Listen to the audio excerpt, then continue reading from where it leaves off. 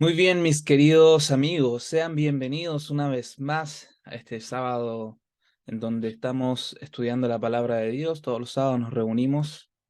Bienvenidos a todos los que están en vivo y a todos los que nos ven después en diferido o que nos escuchan a lo mejor en diferido a través de las diferentes plataformas. Bueno, hoy día vamos a hablar de algo que es muy importante y que es fundamental para nosotros como cristianos y para poder entender si verdaderamente estamos en el camino correcto, para poder también discernir cuál es la verdad. Es algo que es la base para todos nosotros y es la fe.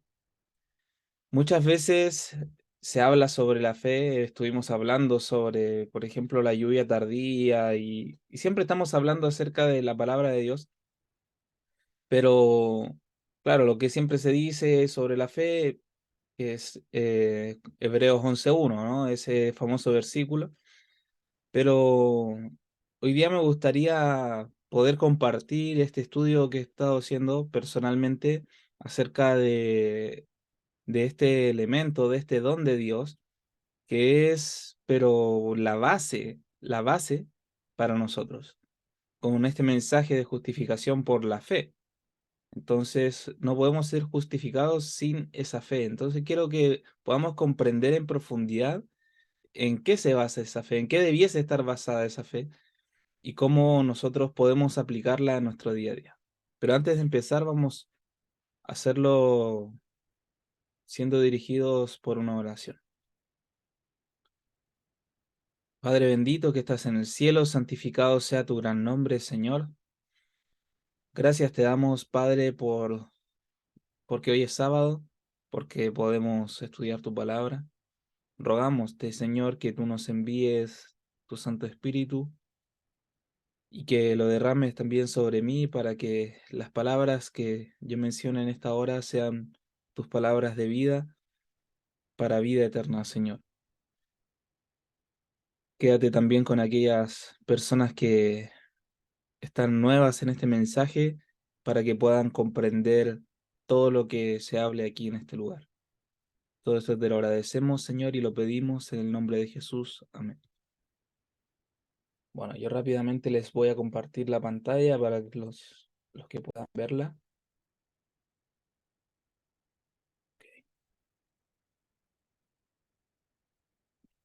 Bueno, quiero que vean un poquito la imagen que hay aquí de fondo. Tenemos un, un árbol, ¿verdad? Un árbol gigante, un árbol frondoso, en medio de un desierto. Este árbol, que es un árbol, no es cualquier árbol, es un árbol de mostaza. Y bueno, vamos a ver algo acerca de eso, ¿no? Jesús nos dio un ejemplo en referencia a lo que sería la fe y esa semilla de mostaza. Pero quiero que vayamos un poco más allá de esto.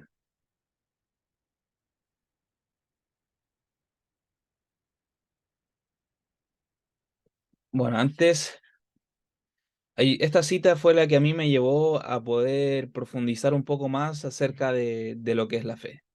Cuando me encontré con esta cita fue algo súper impactante para mí, porque si bien es cierto, es algo que siempre se ha, bueno, no siempre se ha predicado en todos lados, pero por lo menos en este ministerio se ha hablado mucho acerca de esto. Y nosotros en nuestro grupo siempre hemos hablado un poco acerca de esto, pero cuando la leí me impactó de una manera especial, lo cual me llevó a entender qué significaba verdaderamente confiar en Dios. Y es por eso que empecé a estudiar todas estas cosas. La cita dice así, mire, en medio de las trampas a las que todos están expuestos, se necesitan defensas fuertes y dignas de confianza de las que se pueda depender. En este siglo corrupto, muchos tienen una provisión tan pequeña de la gracia de Dios que con frecuencia su defensa es derribada en el primer asalto y los cautivan las tremendas tentaciones. El escudo de la gracia puede preservar a todos sin que sean vencidos por las tentaciones del enemigo, aunque estén rodeados por las influencias más corruptoras. Mediante firmes principios y una confianza inmutable en Dios, pueden brillar su virtud y nobleza de carácter. Aunque estén rodeados por el mal, ninguna mancha debe quedar necesariamente sobre su virtud e integridad. Y si, como fue, y si, como en el caso de José, sufren calumnias y falsas acusaciones, la providencia encauzará para el bien todos los artificios del enemigo, y a su debido tiempo Dios los exaltará tanto más cuanto que por un tiempo estuvieron rebajados por una impía venganza. Pero quiero que nos quedemos con la frase que está en el medio. Nos dice, mediante firmes principios y una confianza inmutable en Dios. ¿Qué significa inmutable? Que no cambia. Una confianza que no cambia, una confianza permanente en Dios. Puede brillar su virtud y nobleza de carácter aunque estén rodeados por el mal. Esta fue la frase que a mí me impactó. Debe haber una confianza permanente, inmutable, una confianza que sea firme en Dios. Y esto me llevó a mí a poder profundizar un poco más sobre lo que es la fe. Vamos a introducirnos en una historia que aconteció con los discípulos. Y es curioso porque justamente esta historia está después de la transfiguración de Jesús. La transfiguración de Jesús ya se ha mencionado muchas veces. Es una historia que nos muestra como un tipo de la segunda venida de Cristo, ¿verdad? Porque aparece Jesús, está Moisés, está Elías. Moisés como representación de todos esos que van a resucitar para ver a Cristo venir. También tenemos a Elías como símbolo de aquellos que serán trasladados al cielo sin ver la muerte, que son los 144.000. ¿Ok? Tenemos dos grupos de personas dentro de lo que son los salvos, los 144.000, y para los 144.000 la fe es algo inmutable, la fe es algo que abunda en ellos. Y esto lo habrán logrado gracias a algunos secretos que les voy a mostrar, que tal vez no son tan secretos, pero sí para las personas que no se basan en la palabra de Dios, sino que creen en Dios así como de una forma un poco más mística, ¿no? Creen que Dios es algo que está ahí, y que solamente tengo que creer en Dios y amarlo, y eso ya es todo. Pero vamos a ver cómo el creer en Dios implica otras cosas también que son fundamentales para aplicar la fe. Y estos 144.000 van a ser firmes, van a ser perfectos dentro de la esfera humana, ¿verdad? Y van a representar el carácter de Cristo aquí en la tierra. Y aquí en el monte de la transfiguración nosotros tenemos toda esta representación de la segunda venida de Cristo, tenemos la gloria de Dios descendiendo, ¿verdad? Y justamente estaban en esa eh, en ese concepto de los judíos de hacer cabañas cuando aparecía la gloria de Dios, como la fiesta de las cabañas, que era para celebrar la gloria de Dios. Y Pedro le dice a Jesús, sería bueno que hagamos unas cabañas, una para Moisés, otra para Elías, otra para ti, ¿verdad? Decía que la Biblia dice que no sabía lo que decía, él simplemente habló por impulso al ver la gloria de Dios, para celebrar la gloria de Dios. Él llevó a su mente a la fiesta de las cabañas. Y luego de ese momento, Jesús, Santiago, Pedro y Juan, que eran los tres discípulos que Jesús se llevó con él, descienden del monte. ¿Ok? Y aquí también en esta historia nosotros tenemos un símbolo de los 6.000 años, porque Jesús dijo que habían algunos de los que estaban ahí que iban a ver a Jesús, que iban a ver al Hijo del Hombre viniendo en su gloria, ¿verdad? Lo iban a ver cuando Él descendiera del cielo, iban a ver justamente al Hijo del Hombre viniendo en su gloria y que no iban a morir sin antes ver eso. Y 6 días después acontece este evento, que era una mini representación de la segunda venida de Cristo. Esos 6 días como representación de 1000 años. Así que el mismo Pedro, que estuvo presente en ese lugar, fue el que lo escribió después en 2 de Pedro 3:8, que para el Señor un día es como 1000 años es como un día. Entonces, nada está puesto al azar en la palabra de Dios en cuanto a lo que son los símbolos, los números, todo lo que incluye la Biblia. Es un tesoro el cual vamos a estar estudiando por la eternidad, así que imagínense todas las cosas que aún nos faltan por aprender de ella. Pero la luz que ha sido revelada gracias a este ministerio nos muestra que aquí en este lugar, en el Monte de la Transfiguración, nosotros tenemos ese símbolo de la segunda venida de Cristo. Y luego le preguntan por Elías, ¿sí? En el versículo 11 de Mateo 17, donde se cuenta toda esta historia. Y dice, Elías vendrá primero y restaurará todas las cosas. Vamos viendo una sucesión de eventos. Y luego en el versículo 20 nos habla del tema en cuestión. Y aparece lo siguiente. Jesús diciéndole a sus discípulos, ustedes no tienen la fe suficiente, les dijo Jesús.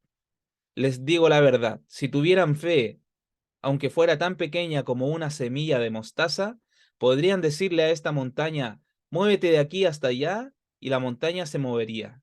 Nada sería imposible.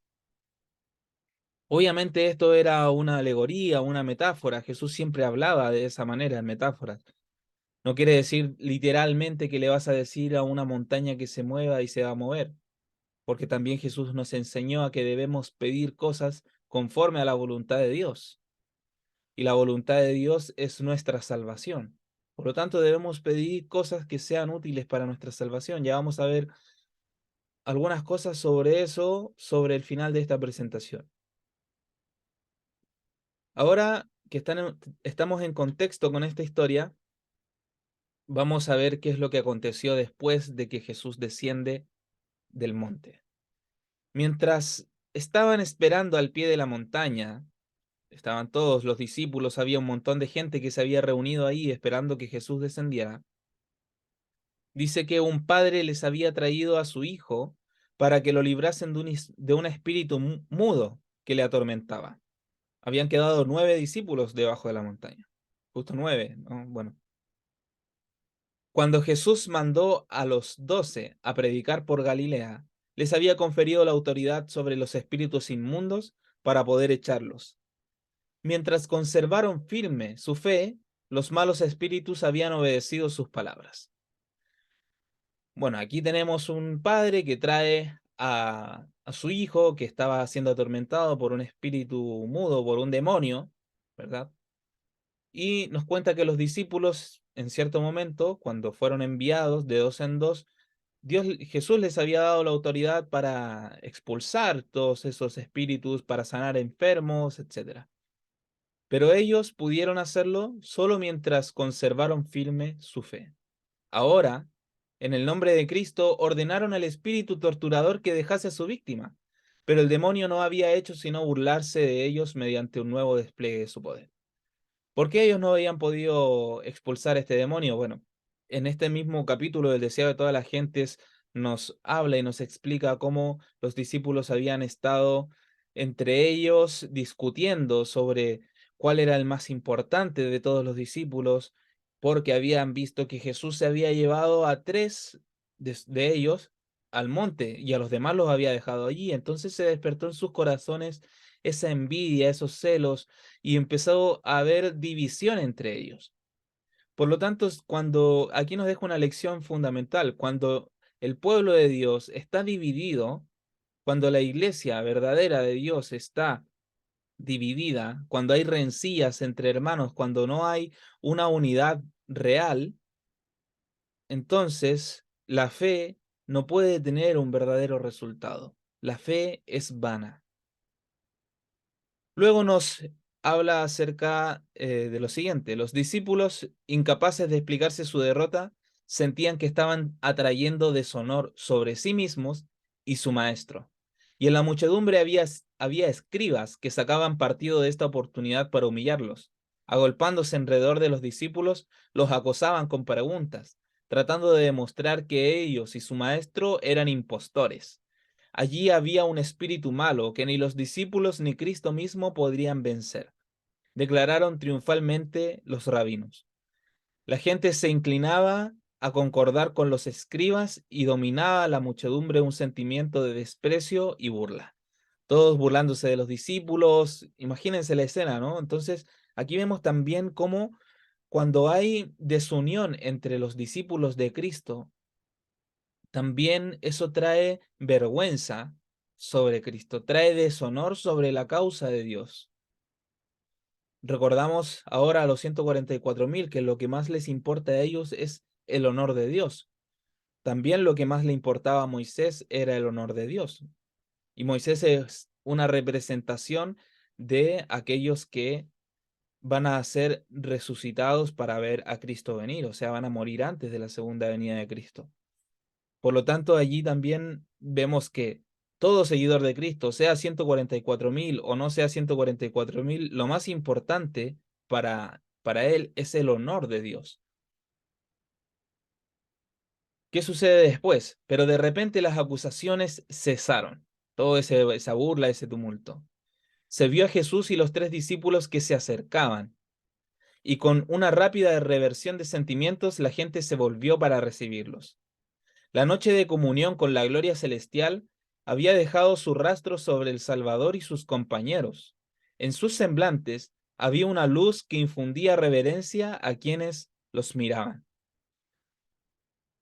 Esto a mí me dejó muy sorprendido cuando yo lo leí y me imagino la escena, ¿no? Veo a Pedro, Santiago y Juan, que bueno, aquí en la imagen se los muestra como que fueran viejos, ¿no? Pero en realidad eran jóvenes, ¿no? Entre 18 y 20 años, jóvenes, junto a Jesús, que habrá tenido poco más de 30 años, y allí se lo veía a cada uno de ellos con sus rostros resplandecientes, con una luz, y les infundía temor.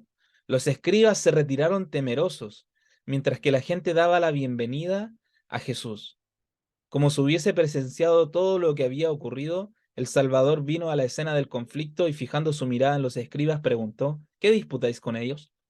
Aquí vemos otro elemento que nos muestra un contraste entre aquellos que permanecen unidos a Cristo y aquellos que están preocupados de cosas terrenales y están alejados de Cristo y preocupándose de cosas burdas, como los discípulos, ¿no? Que estaban preguntándose quién era el mayor de ellos. En el corazón de Santiago, Pedro y Juan, que habían estado con Cristo, no estaba ese sentimiento de decir, ah, somos más importantes que los que están abajo. Ellos estaban absortos todavía de lo que habían visto arriba. Imagínense que habían visto a Moisés, a Elías, habían visto la gloria de Dios, el mismo Padre, la voz del Padre se escuchaba, o sea, habían pasado la noche ahí en ese momento. Verdaderamente había sido algo muy impactante para ellos y estaban absortos, pero aún así estaban en una comunión tan cercana con Cristo y todo lo que habían visto y el haber estado en presencia de la gloria de Dios los había dejado con esa presencia también. Y infundían respeto, porque todos los que se estaban burlando cuando los vieron a ellos fue como que se les acabaron las burlas, porque los escribas decían que incluso Jesús era un impostor, pero no se atrevieron a decírselo en la cara cuando él llegó a ese momento. Entonces ahí también vemos el respeto que infunde sobre las personas del mundo, aquellas personas que permanecen en comunión con Dios, en una comunión directa con Dios. Bueno, entonces en ese momento el padre, porque toda la cuestión aquí rodeaba al padre que había traído a su hijo endemoniado, el padre afligido se abrió paso entre la muchedumbre y cayendo a los pies de Jesús expresó su angustia y desaliento. Maestro, dijo. Traje a ti mi hijo, porque tiene un espíritu mudo, el cual donde quiera que le toma, le despedaza. Bueno, aquí ya sigue diciendo otras cosas. Y dije a tus discípulos que le echasen fuera y no pudieron. Esto es lo que nos cuenta aquí en el capítulo 17 de Mateo. Entonces el padre afligido se abrió paso entre la muchedumbre y cayendo a los pies de Jesús, perdón, eso ya lo leí. Jesús miró en derredor suyo a la multitud despavorida, a los cavilosos escribas, a los perplejos discípulos. Vio incredulidad en todo corazón y con voz llena de tristeza exclamó: Oh generación infiel, ¿hasta cuándo estaré con vosotros? ¿Hasta cuándo os tengo que sufrir? Luego ordenó al padre angustiado: Trae tu hijo acá. Bueno, imagínense que previamente a lo que aconteció aquí en el Monte de la Transfiguración, habían visto múltiples veces y en múltiples ocasiones a Jesús haciendo milagros, predicando, bueno, todas las manifestaciones del poder de Dios que él había reflejado ante todo el pueblo, ante sus discípulos, y él todavía veía incredulidad en sus corazones. Entonces, claro, lleno de tristeza, dijo: pero si han visto todo esto, ¿cómo pueden ser tan infieles? ¿Cómo pueden tener tan poca fe? Y fue traído el muchacho. Y al postrarse los ojos del Salvador sobre él, el espíritu malo lo arrojó al suelo en convulsiones de agonía. Se revolcaba y echaba espuma por la boca, hendiendo el aire con clamores pavorosos. Por un momento Jesús permitió al mal espíritu que manifestase su poder, a fin de que los espectadores comprendiesen el libramiento que se iba a producir. Porque Jesús podría haber dicho: sal demonio, y se iba, sí, rápidamente, pero permitió que todos los que estaban ahí vieran el resultado del pecado, vieran el poder de Satanás sobre el ser humano, para que también entiendan cómo Jesús tiene poder para librar de los demonios. La muchedumbre miraba con el aliento en suspenso, el padre con agonía de esperanza y temor. Jesús preguntó: ¿Cuánto tiempo ha que le aconteció esto? El padre contó la historia de los largos años de sufrimiento. Imagínense contando toda la historia y el muchacho ahí revolcándose en el suelo. Y luego, como si no lo pudiese soportar más, exclamó: Si puedes algo, ayúdanos, teniendo misericordia de nosotros. Si puedes. Hasta el padre dudaba ahora del poder de Cristo. Jesús respondió: Si puedes creer, al que cree, todo es posible. Y aquí una vez más a mí me maravillan las respuestas de Jesús, porque la sabiduría que él tenía para responder es incomparable. Me encantaría poder llegar a tenerla en algún día, ¿no? Esa sabiduría para poder responder de esa manera. Miren, el padre le dijo: si puedes sanarlo, por favor hazlo. Y Jesús le dice: si puedes creer, al que cree todo es posible. No faltaba poder a Cristo, pero la curación del Hijo dependía de la fe del Padre. Aquí otra lección importante para nosotros. A Cristo no le falta poder para poder sanarnos, para librarnos del pecado, de la tentación, para poder elevarnos hacia Él, para poder darnos el Espíritu Santo, para poder darnos el poder de ayudar a personas afligidas, a ser sanadas, a traerlas de vuelta a la vida. No le falta poder a Cristo para dárnoslo a nosotros, pero eso depende de la fe de nosotros. Y esto me muestra a mí cuán poca fe tengo en realidad, ¿no? Por todo lo que acabo de mencionar. Y a cada uno de nosotros, bueno, cada uno lo verá. Y eso nos muestra también la necesidad que tenemos de estar en comunión permanente con Cristo aún más y de vivir una experiencia aún más profunda con Dios. Estallando en lágrimas, comprendiendo su propia debilidad, el padre se confió completamente a la misericordia de Cristo, exclamando: Creo, ayuda a mi incredulidad. Jesús se volvió al enfermo y dijo: Espíritu mudo y sordo, yo te mando, sal de él, y no entres más en él. Se oyó un clamor y se produjo una lucha intensísima. El demonio al salir parecía estar por quitar la vida a su víctima. Luego, el mancebo quedó acostado sin movimiento y aparentemente sin vida. La multitud murmuró: Está muerto. Pero Jesús le tomó de la mano y alzándole, le presentó en perfecta sanidad mental y corporal a su Padre. Si puedes algo, ayúdanos teniendo misericordia de nosotros. ¿Cuántas almas cargadas por el pecado han repetido esta oración? Y para todas, la respuesta del Salvador compasivo es: si puedes creer, al que cree, todo es posible. Es la fe la que nos une con el cielo y nos imparte fuerza para luchar con las potestades de las tinieblas. En Cristo, Dios ha provisto medios para subyugar todo rasgo pecaminoso y resistir toda tentación por fuerte que sea. Pero muchos sienten que les falta la fe y por lo tanto permanecen lejos de Cristo. Confíen estas almas desamparadas e indignas en la misericordia de su Salvador compasivo. No se miren a sí mismas, sino a Cristo. El que sanó al enfermo y echó a los demonios cuando estaba entre los hombres, es hoy el mismo Redentor poderoso. La fe viene por la palabra de Dios. Entonces aceptemos la promesa. Al que a mí viene, no le echo fuera. Arrojémonos a sus pies clamando: creo, ayuda a mi incredulidad. Nunca pereceremos mientras hagamos esto. Nunca. Bueno, qué poderosos principios los cuales se ven reflejados acá, ¿verdad? Dios ha provisto medios para subyugar todo rasgo pecaminoso en Cristo. Como dice el versículo, ¿no? Todo lo puedo en Cristo que me fortalece. ¿Verdaderamente creemos esto? Más tarde los discípulos le preguntaron a Jesús en privado: ¿por qué nosotros no pudimos expulsar el demonio? Ustedes no tienen la fe suficiente, les dijo Jesús. Les digo la verdad, les digo la verdad, si tuvieran fe, aunque fuera tan pequeña como una semilla de mostaza, podrían decirle a esta montaña: muévete de aquí hasta allá, y la montaña se movería. Nada sería imposible. Fin de tener éxito en un conflicto tal, debían encarar la obra con un espíritu diferente.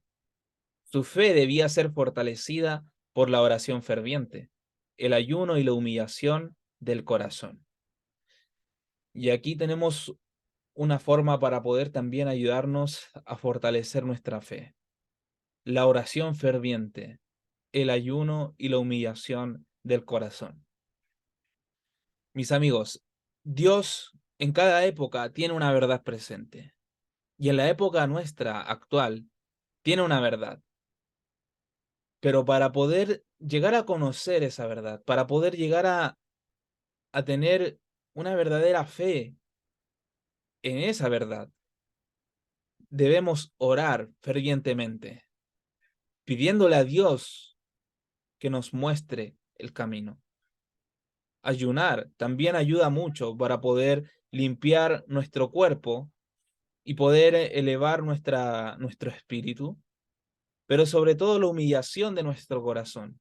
Debemos humillarnos a nosotros mismos y entender de que nosotros no tenemos la capacidad para poder comprender las cosas si es que Dios no nos las entrega.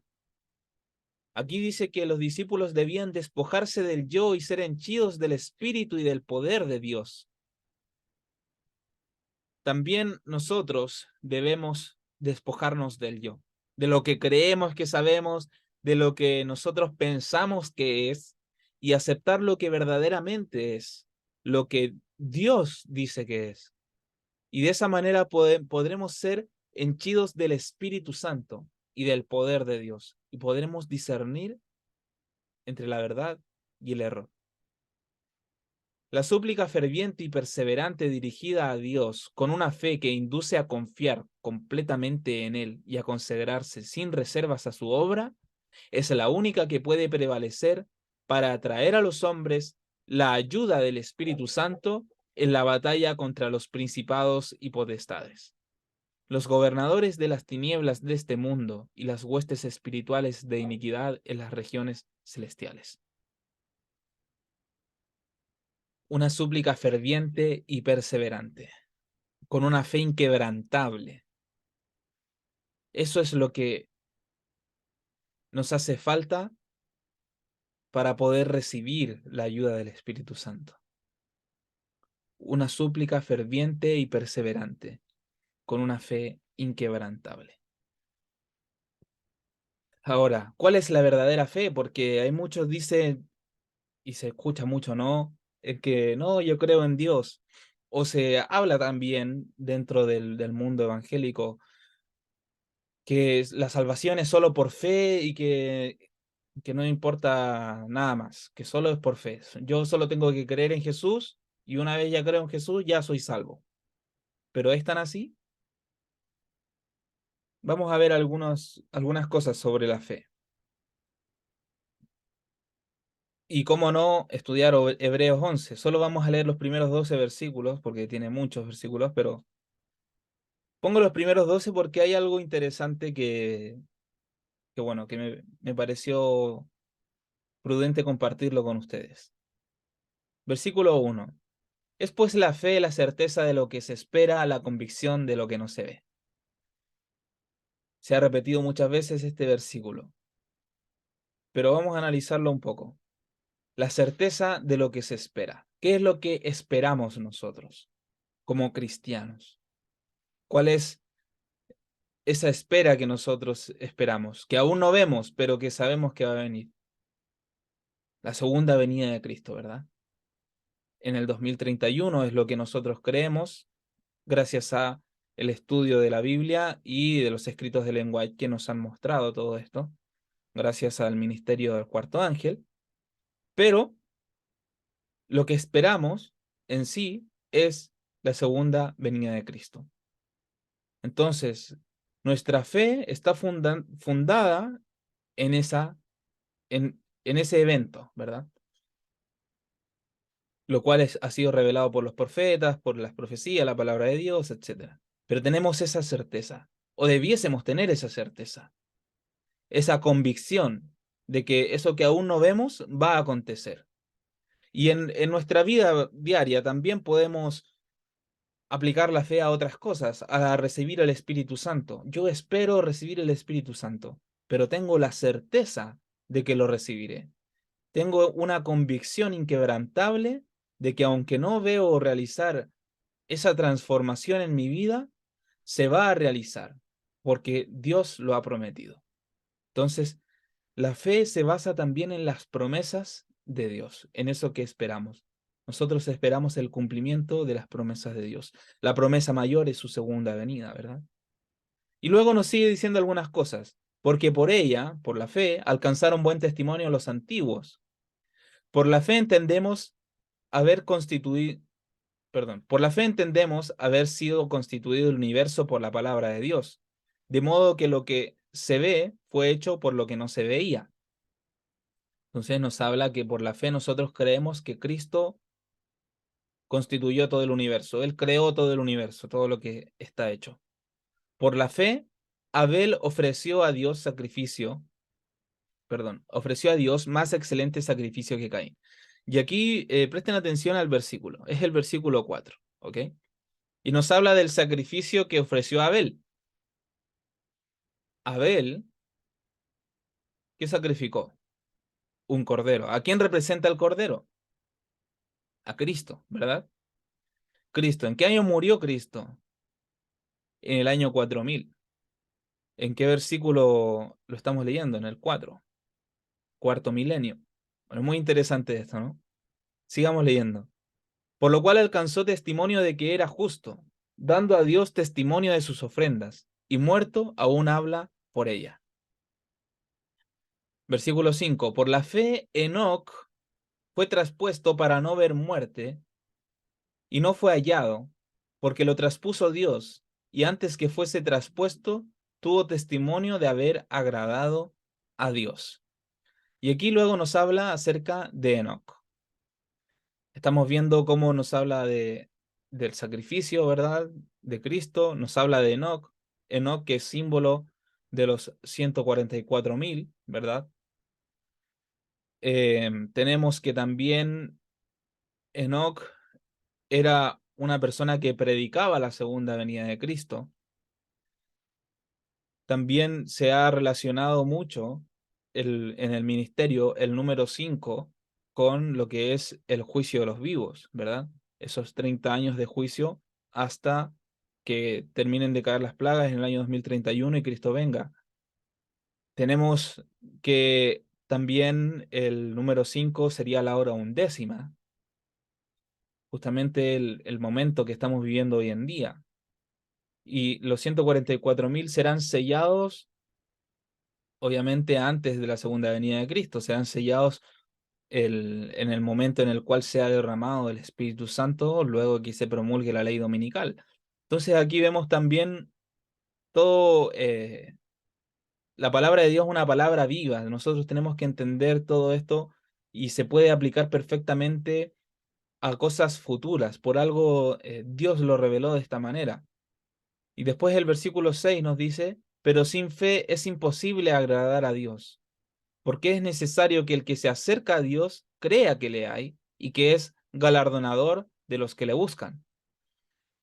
El galardón mayor que nosotros hemos de recibir va a ser nuestra corona, ¿verdad?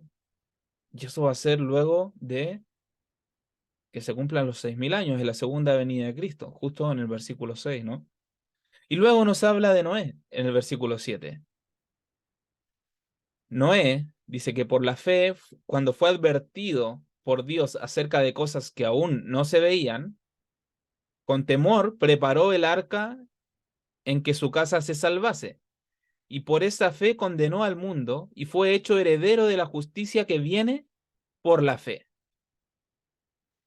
Y aquí vemos también en Noé un símbolo de lo que estamos viviendo hoy en día. Noé que predicó una fecha, Noé que fue advertido por Dios de cosas que aún no se veían, así como también en el tiempo presente el tercer Elías y el pueblo del tercer Elías han sido advertidos por Dios de cosas que aún no se ven, pero que aún así estamos, y quiero pensar que estamos preparando ese arca para salvar nuestra familia, para salvar al mundo, a los que quieran entrar en ella, porque nuestra fe va a ser la que condene a todos aquellos que se pierdan eternamente, y va a ser la que condene también a Satanás, la fe de los 144.000.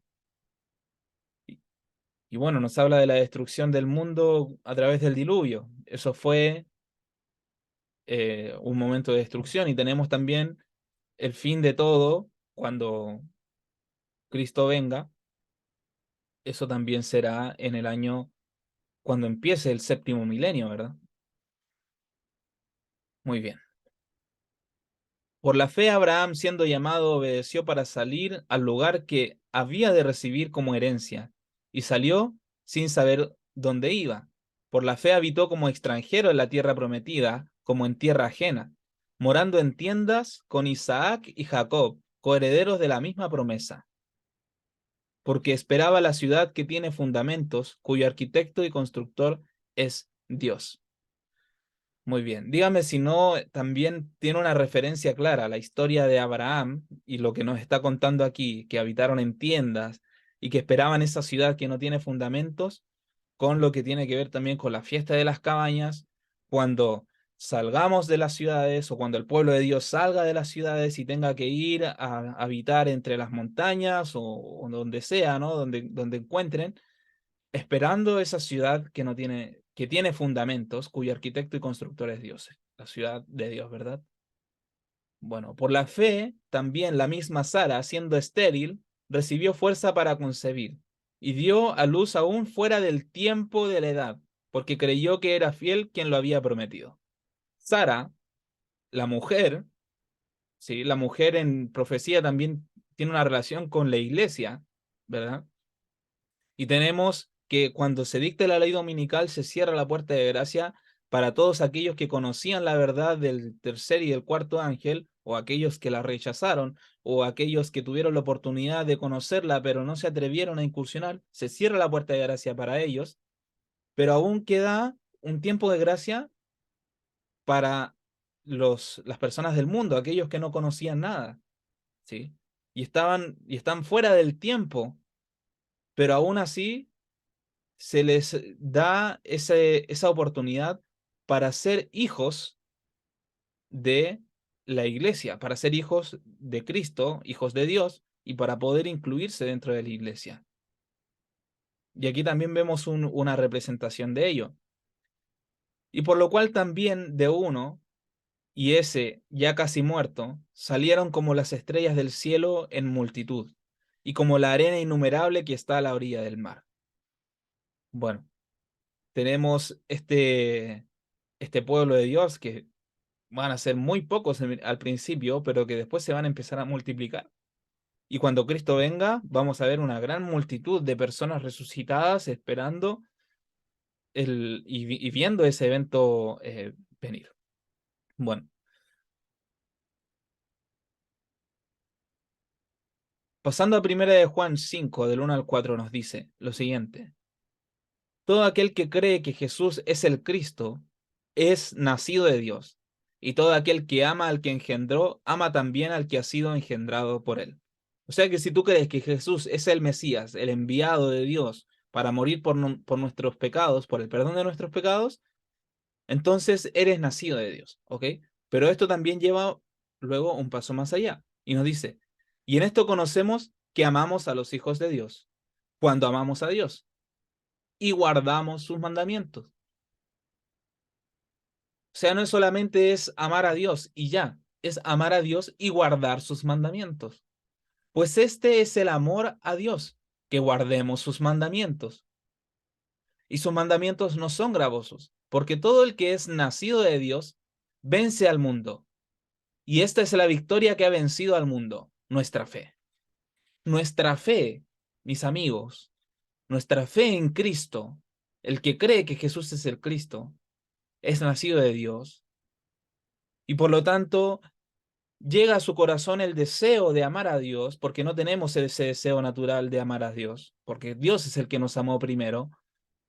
Pero en respuesta a ese amor y en respuesta a la influencia del Espíritu Santo en nuestras vidas, nosotros amamos a Dios y como consecuencia guardaremos sus mandamientos.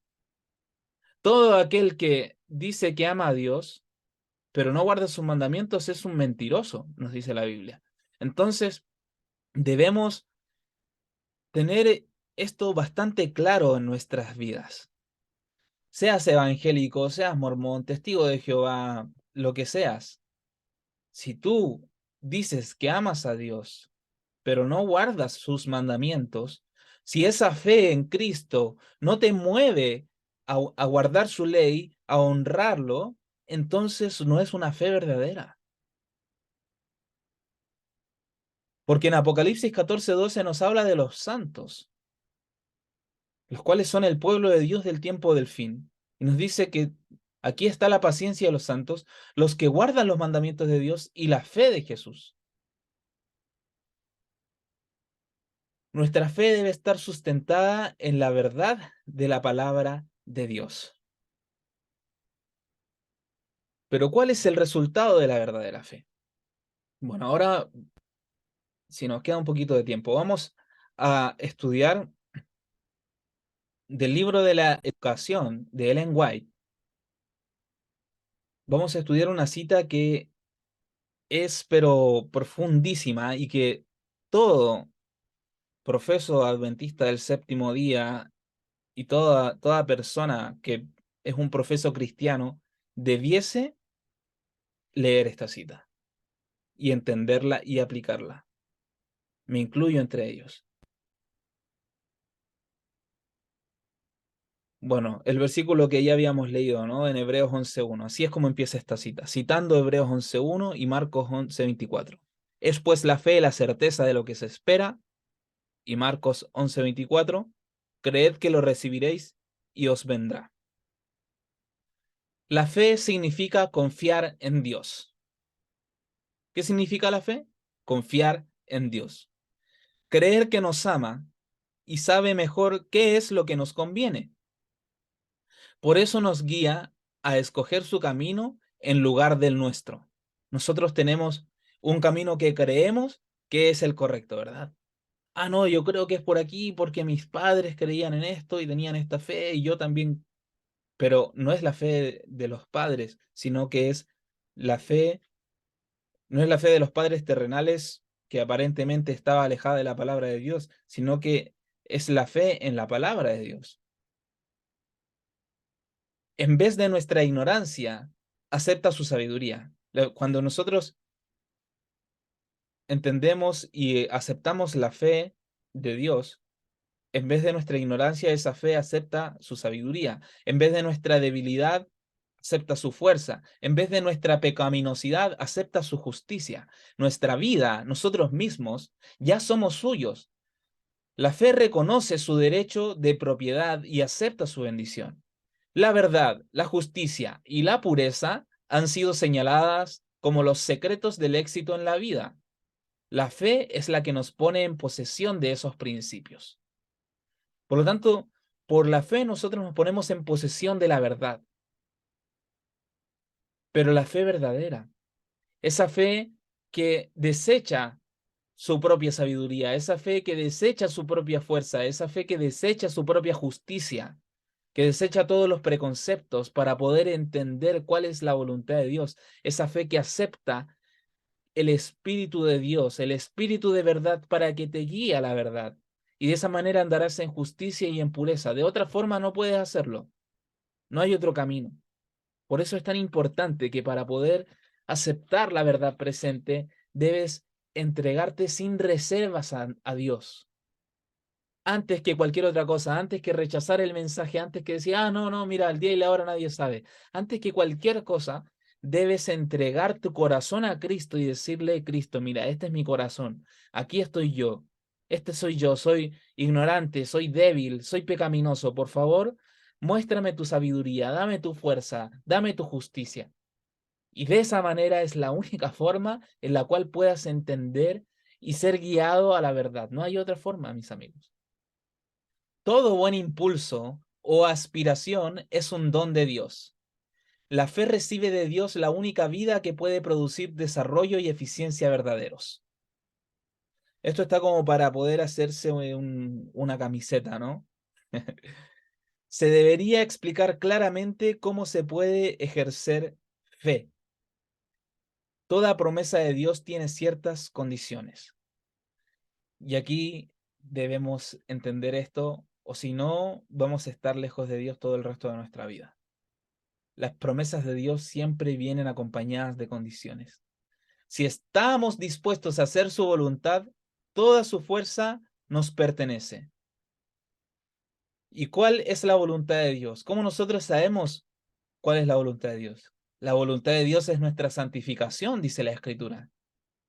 ¿Y cómo podemos ser santificados? ¿Cómo podemos alcanzar esa santidad? Apartándonos del pecado, ¿verdad? ¿Y cómo nos apartamos del pecado?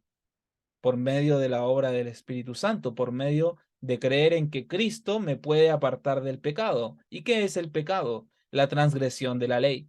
Por lo tanto, si tú estás transgrediendo la ley de Dios, estás en pecado y no estás haciendo la voluntad de Dios. Y no te puedes apropiar de la fuerza de Dios. Y no puedes apropiarte de las bendiciones de Dios. Ah, no, pero es que Dios igual me bendice. ¿Seguro que es Dios el que te bendice? Porque Satanás también puede aparentar bendiciones. Satanás también puede obrar sanidades, lo hemos estado viendo en los temas de puertas dimensionales, cómo sana a través del Reiki, del yoga, de la gemoterapia y todas esas terapias de sanación alternativas. Satanás también tiene poder, no debemos subestimar el poder de Satanás. Ah, no, pero es que yo creo solo en Jesús. Ok, si crees en Jesús y amas a Dios, vas a guardar sus mandamientos. No hay otro camino. Jesús dijo, yo soy el camino, la verdad y la vida, ¿verdad? Y Jesús, ¿cómo lo hizo? Él guardó la ley de Dios. Él nos dio el ejemplo para que nosotros, como Él hizo, nosotros también hagamos. Entonces, ¿cuál es la fijación de eliminar la ley de Dios? El sábado es el día santo de Dios, no el domingo. No debemos adorar imágenes ni nada de esas cosas. ¿Cuándo hemos de entenderlo, mis amigos? ¿Cuándo ha de entenderlo la humanidad? Debemos nosotros apropiarnos de esta fe. Debemos nosotros apropiarnos de esta verdad, vivirla intensamente para que otros también puedan verla en nosotros. Cualquier don que nos prometa se encuentra en la promesa misma. La semilla es la palabra de Dios. Tan ciertamente como se encuentra la semilla del roble en la bellota, se encuentra el don de Dios en su promesa. Si recibimos la promesa, recibimos el don. El don, la fe es un don, ¿verdad? Si recibimos la promesa de Dios, recibimos el don. ¿Y cómo recibir la promesa? Cumpliendo las condiciones. ¿Cuál es la condición? Hacer la voluntad de Dios. Bueno, la voluntad de Dios es nuestra santificación, y ya lo había mencionado antes, ¿verdad? Ese camino, ese paso a paso. La fe que nos capacita para recibir los dones de Dios es en sí misma un don del cual se imparte una porción a cada ser humano. Cada ser humano tiene una porción de fe. Que la apliques o que no la apliques, que la uses o que no la uses, eso es otra cosa. La fe aumenta a medida que se la usa para asimilar la palabra de Dios. O sea que mientras yo más paso en contacto con la palabra de Dios, asimilándola, voy a aumentar mi fe. A fin de fortalecer la fe, debemos ponerla a menudo en contacto con la palabra. No puedo separar la fe de la palabra de Dios. No puedo separar la fe de ningún versículo de la palabra de Dios. Si Éxodo 28 me dice, acuérdate del sábado para santificarlo. 6 días trabajarás y harás toda tu obra, mas el séptimo día es un día santo, de reposo para Jehová nuestro Dios. No harás en él obra alguna, ¿verdad? Esto es lo que nos dice la Escritura. Ni tú, ni tu hijo, ni tu hija, ni tu siervo, ni tu esclavo, ni el extranjero que está dentro de tus puertas, porque en 6 días hizo Jehová Dios los cielos y la tierra, mas ¿qué hizo el séptimo día? Descansó y lo santificó. El día sábado es un día santo, es un día apartado por Dios, es el Shabbat de los judíos. Porque muchos dicen, dice séptimo día, no dice día de reposo, no dice sábado. Bueno, los judíos por algo guardaban el Shabbat, porque viene de allí, y el Shabbat significa descanso, significa reposo. Por eso es el día de descanso, el día de reposo. ¿Ok? Pero Jesús sanó enfermos en sábado, Jesús dijo a sus discípulos que recogieran espigas en sábado. Claro, yo no estoy diciendo que no, pero hay una diferencia entre trabajar para mi propio beneficio que trabajar para el beneficio de otros, ¿o no? Como los judíos en ese momento habían hecho todo tan legalista, en lugar de ir desde la fe hacia las obras, iban desde las obras hacia la fe. Ellos estaban tomando el camino antiguo, el camino del hombre, ese corazón de piedra. Pero Jesús quiere darnos un corazón de carne y quiere escribir sus mandamientos en nuestro corazón, como lo dice en Jeremías, capítulo 31. Entonces, para poder llegar a eso, nosotros, mis hermanos, mis amigos, necesitamos estar en contacto con la palabra de vida. Para poder entender su palabra, necesitamos estar en contacto en oración permanente también. Al estudiar la Biblia, el estudiante debe ser guiado a ver el poder de la palabra de Dios. En ocasión de la creación, Él dijo y fue hecho, Él mandó y existió. Él llama las cosas que no son como si fueran, porque cuando las llama, entonces existen. Cuán a menudo los que confiaron en la palabra de Dios, aunque eran en sí mismos completamente impotentes, han resistido el poder del mundo entero. Enoc De corazón puro y de vida santa, puso su fe en el triunfo de la justicia frente a una generación corrupta y burladora. Noé y su casa resistieron a los hombres de su época, hombres de gran fuerza física y mental, de la más degradada moralidad. Los hijos de Israel, que junto al Mar Rojo no eran más que una indefensa y aterrorizada multitud de esclavos, resistieron al más poderoso ejército de la más poderosa nación de esa época. David, que era solo un pastorcillo a quien Dios le había prometido el trono, resistió a Saúl, el monarca reinante, dispuesto a no ceder su poder. El mismo hecho se destaca en el caso de Sadrach y sus compañeros en el horno de fuego, y Nabucodonosor en el trono, Daniel entre los leones y sus enemigos entre los puestos elevados del reino, Jesús en la cruz y los sacerdotes y los príncipes judíos que presionaron al gobernador romano para que hiciera su voluntad, Pablo encadenado y condenado a sufrir la muerte de un criminal, y Nerón, déspota de un imperio mundial. El ejemplo de la fe a través de la historia. Y no solo en la Biblia se encuentran estos ejemplos. Abundan en los anales de la historia. Los valdenses y los hugonotes, Wycliffe y Hus, Jerónimo y Lutero, Tyndale y Knox, Zinzendorf y Wesley, y muchos más, han dado testimonio del poder de la palabra de Dios contra el poder y el proceder humanos que apoyan al mal. Estos constituyen la verdadera nobleza del mundo, constituyen su realeza, e invita a los jóvenes de hoy a ocupar sus lugares.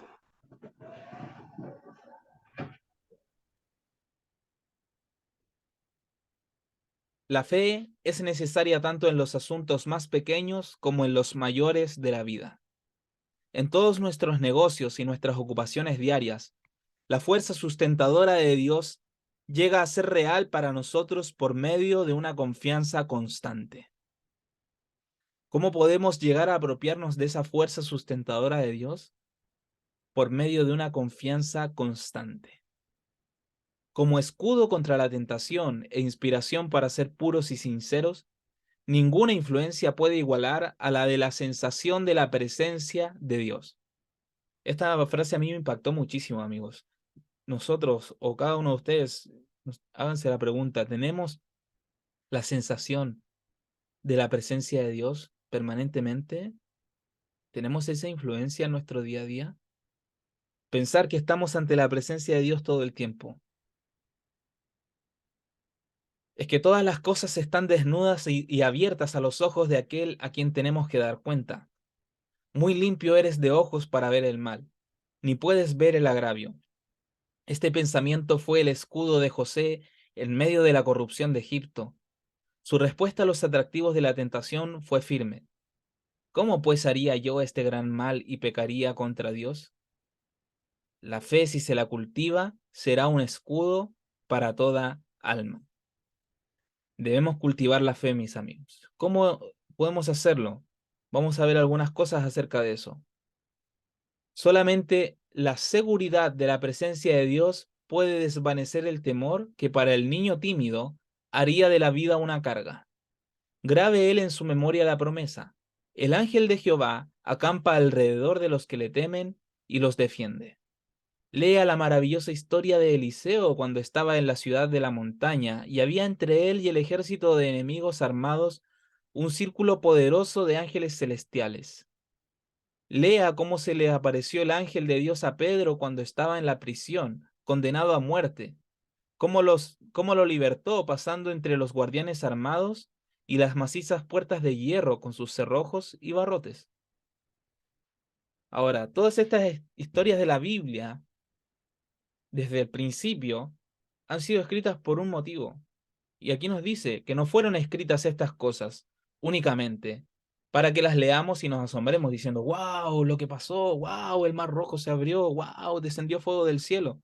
No solamente para eso, sino para que la misma fe que trabajó en los siervos de Dios de antaño, trabaje en nosotros.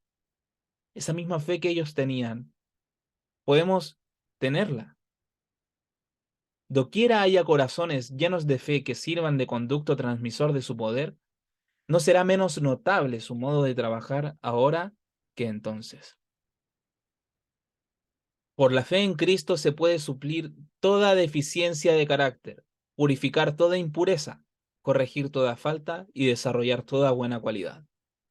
Por la fe en Cristo, mis amigos, nosotros podemos ser santificados. Si creemos en Cristo, seremos santificados y seremos habilitados para cumplir todos sus requerimientos, para corregir todos nuestros errores, para vencer toda tentación. Vosotros estáis completos en Él, dice la Escritura. La oración y la fe están íntimamente ligadas y necesitan ser estudiadas juntas. La oración. En la oración de fe hay una ciencia divina. Es una ciencia que debe comprender todo el que quiera tener éxito en la obra de su vida. Cristo dice, todo lo que pidierais orando, creed que lo recibiréis y os vendrá. Él explica claramente que nuestra petición debe estar de acuerdo con la voluntad de Dios. Debemos pedir cosas que Él haya prometido, y todo lo que recibamos debe ser usado para hacer su voluntad. Cuando se satisfacen las condiciones, la promesa es indubitable. Podemos pedir perdón por el pecado, el don del Espíritu Santo, un carácter como el de Cristo, sabiduría y fuerza para hacer su obra, cualquier don que Él haya prometido. Y luego tenemos que creer para recibir y dar gracias a Dios por lo que hemos recibido. Mis amigos, muchas veces y desde niños, por lo menos a mí desde niño se me enseñó que cuando nosotros oramos, a veces Dios dice sí, a veces dice no y a veces dice espera. Y eso, claro, es verdad, pero con estas cosas que se mencionan acá, perdón por el pecado, el don del Espíritu Santo, un carácter como el de Cristo, sabiduría y fuerza para hacer su obra. Si nosotros las pedimos, estas cosas nos son entregadas inmediatamente.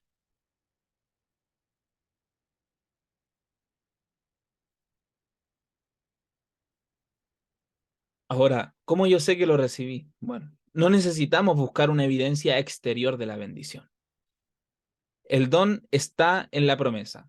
El regalo, del perdón del pecado, del don del Espíritu Santo, del carácter de Cristo, su sabiduría, su fuerza, está en la promesa. O sea, si lo prometió, lo va a cumplir y lo cumple en el momento. Y podemos emprender nuestro trabajo seguros de que Dios es capaz de cumplir lo que ha prometido.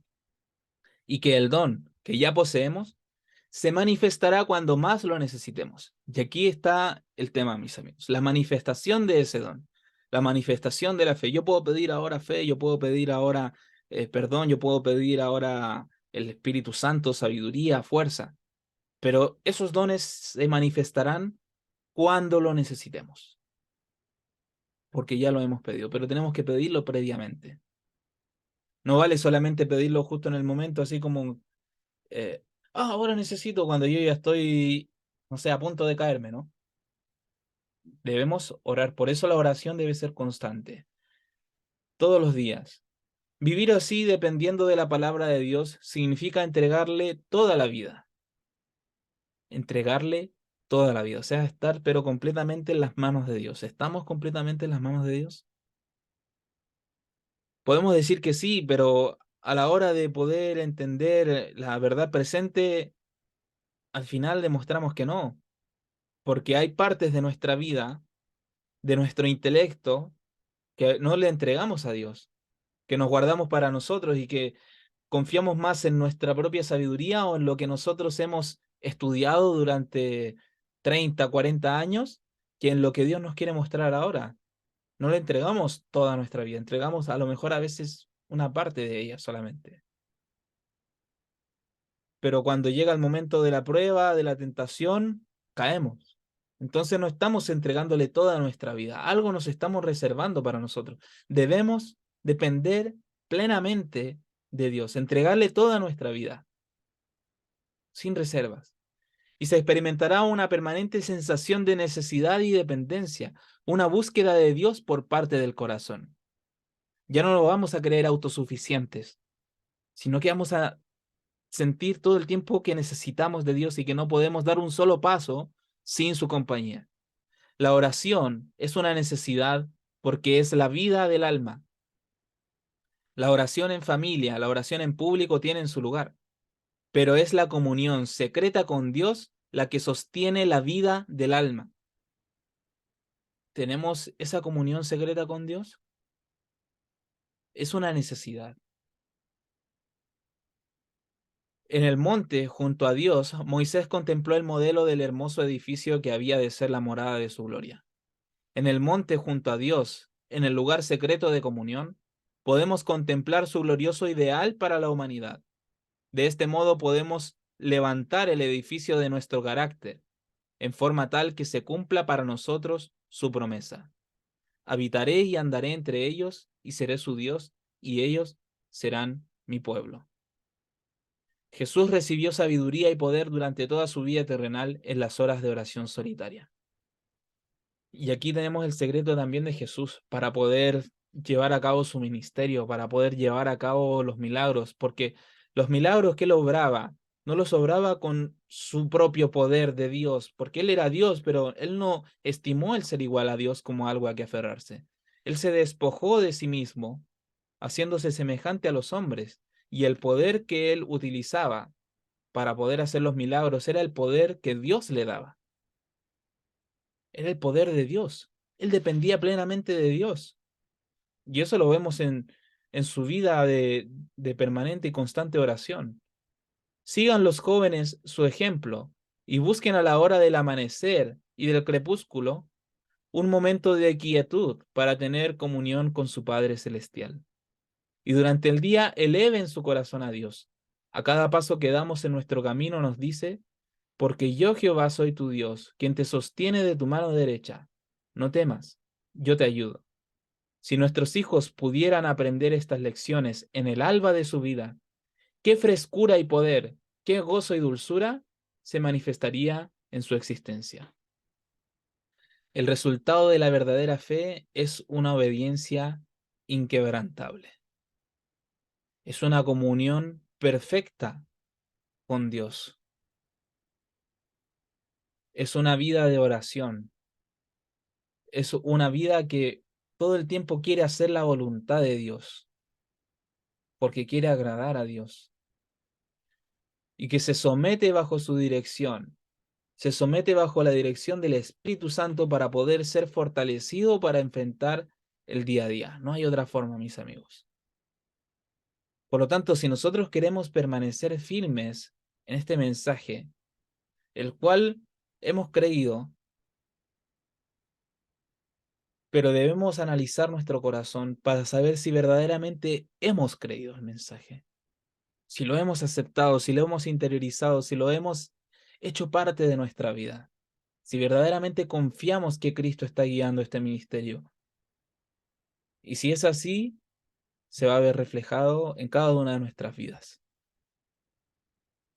Que la fe de cada uno de nosotros aumente, que la comunión con Dios sea permanente y duradera en cada una de nuestras vidas.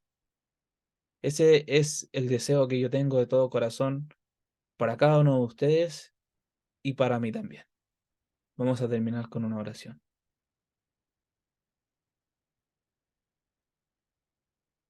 Padre bendito, gracias te damos, Señor, porque en tu providencia tú nos das todo, Señor. Gracias porque tú nos entregas el camino para caminar directamente hacia el cielo y poder llevar con nosotros a la mayor cantidad de personas. Porque tú no nos dejas solos, Señor, tú nos acompañas en todo momento, porque tus promesas son reales y se cumplen si creemos en ellas. Señor, por favor, ayúdanos en nuestra incredulidad, porque somos imperfectos, Señor, somos pecadores, somos humanos que constantemente estamos llenos de dudas, pero queremos creerte, Señor. Queremos hacer tu voluntad, queremos agradarte, queremos ayudarte en tu obra, Padre, queremos ser parte de ella, queremos estar contigo cuando vengas por segunda vez. Queremos habitar contigo en la eternidad. Creemos, Señor, en ti, creemos que vendrás. Sabemos, Señor, que se cumplirán todas tus promesas, pero necesitamos tener una experiencia más viva contigo. Necesitamos estar más cerca de ti para que el poder de tu Espíritu Santo sea manifestado en nosotros y el poder de la fe en nosotros pueda hacer frutos, Señor, para vida eterna. Que esa semilla de mostaza pueda crecer en nuestro corazón hasta convertirse en un gran árbol y poder dar sombra a muchas personas. Y también producir más semillas para que otros también puedan aumentar su fe. Ayúdanos, Señor, porque solos no podemos. Te necesitamos aquí y ahora. Padre, en esta hora te rogamos que tú derrames tu Santo Espíritu sobre cada uno de nosotros y que nos guíes a la verdad y que nos guíes en la verdad, que nos utilices de una manera poderosa para impactar la vida de pequeños y grandes, aunque sean pocos o aunque sean muchos,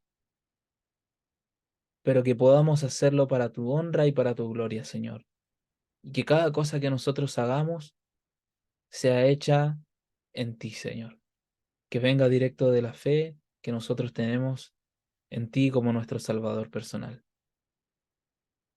Y todas estas cosas que pedimos, Señor, no las pedimos confiando en nosotros mismos, sino que las pedimos confiando en Cristo Jesús, nuestro único Salvador e intercesor. Amén. Amén.